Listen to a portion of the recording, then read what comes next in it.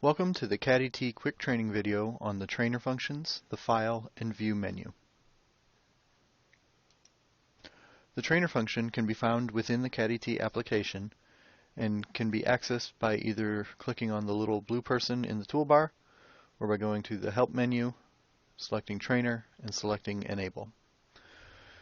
The trainer function is a series of 15 various Caterpillar machines and engines that have been basically faked into the CADDY-T application itself and will allow users to work through the various screens in ET and simulate that they are being connected to one of these machines.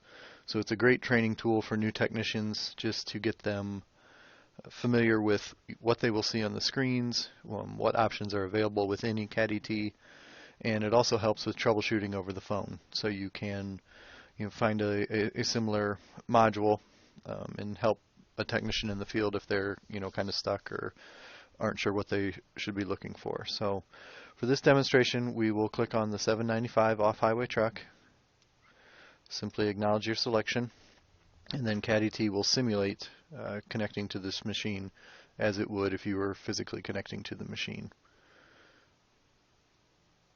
So you'll see here CADDY-T is attempting to detect ECMs on the data links. Once it finds them, it will make that connection with the machine and then ask you which ECM you would like to primarily be connected to. For this demonstration, we'll use the engine ECM.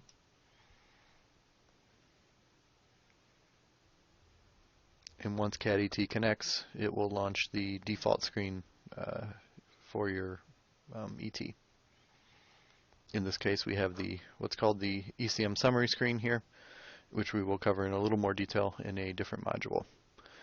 The one thing to note about selecting an ECM, we chose the engine ECM. You can always tell which ECM you are primarily connected to by looking at the bottom of your application window here. This is important mostly for your information menu. Some of your service items as well will change depending on what that ECM supports. Sometimes, various ECMs will have different items available. So if you're looking for a certain thing that your service documentation tells you to look for, but you can't find it, always double check which ECM you're connected to, and it may be located on another ECM. So now we'll move over to the file menu. Going through the options here, the first one is open. If you need to open a specific type of report, simply choose it from the list. You can click data log file. You'll see it opens up the data log function, and you can browse to your file. The other option that we want to point out under here is what's called the Browse Report folder. What this will do is launch a Windows Explorer window to the root directory of where all of the reports are saved. So if you leave your file save locations at the default settings, you can always launch that feature, click into a folder, and see all of the reports that you have. We understand that our reports are buried under multiple directories, that it's hard for people to remember where those reports are at sometimes. So we put that little shortcut in there that'll take you right to that root directory.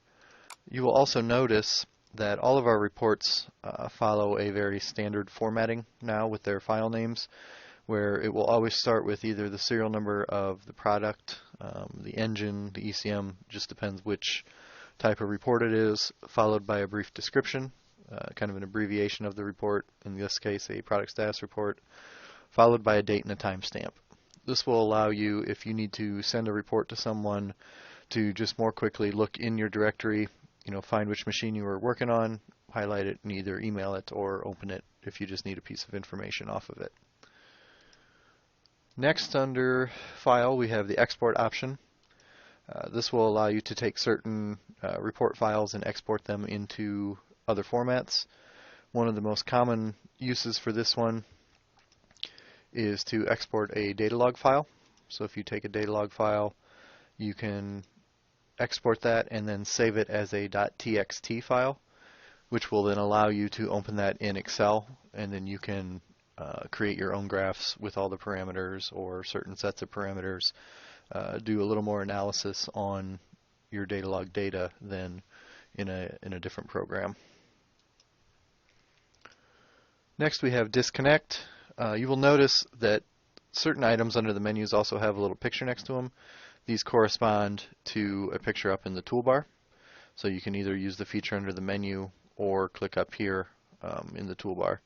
But disconnect will manually disconnect you from the ECMs in either the engine or machine that you're connected to. Certain service tests will require a disconnect and a reconnect to continue on. So this is how you can do it within the ET application. Switch data link. If you can't find certain things on the data link that you're connected to, you can use this to switch to a different one. And then select ECM here. This is going back to this screen where we originally chose the engine ECM. It will allow you to switch to another ECM, as I mentioned, if you're looking for a specific piece of information or a test or something that you can't find. The find and find next we will demonstrate in a different training module, but they work very similar to any other standard find feature that you can use. You can type in a partial word or an exact word and just cycle through the results until you find the one that you're looking for. Add to service report. If you have users that are utilizing the Caterpillar STW service report feature, you can add most screens within CAD-ET to this service report. So if you just click that button, it will launch this, and you can use a service report that you already have open. You can use one that's saved, or if you haven't even started one yet, you can just start a new service report from here. It requires, as I mentioned, having that STW service report installed on your PC, and if your dealership uses that one. And then we have our print functions. These are pretty standard to any other print function. And then lastly, exit. So if you need to physically exit the program, you can click the exit button here. Next, we have the View menu. Under View, you'll have the toolbar options. So you can have large buttons, small buttons, or you can just hide it completely if you want more room on your screen. We'll put it back here on large. Next, we have Custom. So you can customize which buttons are available on the toolbar itself. So you can just either double-click an item and it will move over, or you can highlight it and use the left and right arrows to place it over there. Once you have buttons over there, you can move them up and down in the order. So you can move service report around if you need to, and then click OK. If you get it all boogered up there, you can always just go back to the default settings and it'll come in that way. And then lastly, what we have under View is the custom function keys. Users can program the function keys on their laptops and their keyboards to run certain screens within CAD-ET.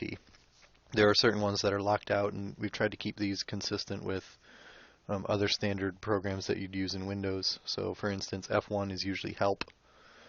So we've locked that one out, to launch our help all the time. But there are certain ones that you can program. Just pull the drop-down menu down, and then you can pick one out of the list there. This is especially helpful if you have technicians that know they want to see certain screens first, like their active diagnostic codes, log codes, and they don't want to mess with getting out a mouse or messing with the little mouse pad on the laptop. They can just press the F2 and F3 keys and just go down the line on the screens that they know they want to see. And it also helps if they have gloves on or their fingers are dirty, they can just press the button as opposed to trying to navigate a mouse. And again, just like on the toolbar, if you want to revert back to the default CAD-ET settings, just click the default button and then click OK to acknowledge and save your settings. So that concludes the quick training video on the trainer function, the file menu, and the view menu.